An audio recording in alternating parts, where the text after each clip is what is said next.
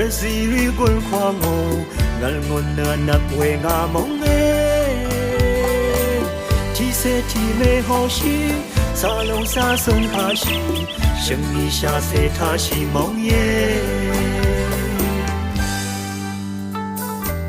she long se ang pan pan pu pan i she tan zong ka rai i she tan zong we mo sang pan ro we ma song nan wal asam na da pu mal sham da mi we mo ya du pyo we nga mong ne lang we na mang mang we la phat si dang rat rong mong sa om atu ge nga na na nga mong sa rat tu aram tu man dang mơ ga rai ya nga rat ka sa amara se ro nga nga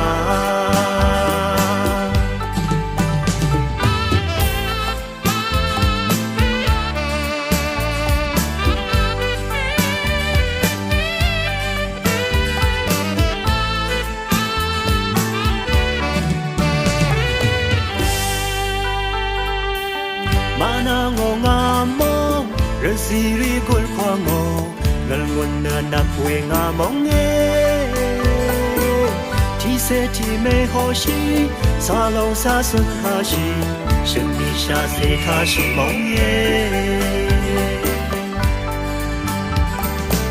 she long se ang pan pan pu pan i shen tan zong ka rai i shen tan zong we mo sang van ro we ma song na wal asam na da pu ma shap na mi we mo ya du pyo we nga mong ne lang we na mang mang we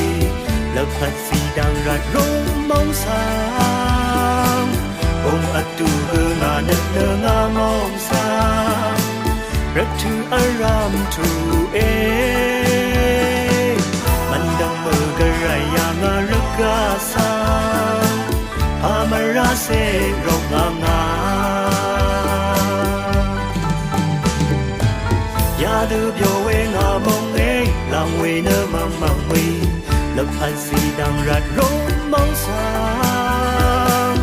om atu ge nga na nga mong sang rat tu aram tu man dang mơ ga rai ya nga rat ka sa amara se ro nga nga chi ni tha na nga wa se nga mong sang nam bang shu cham tha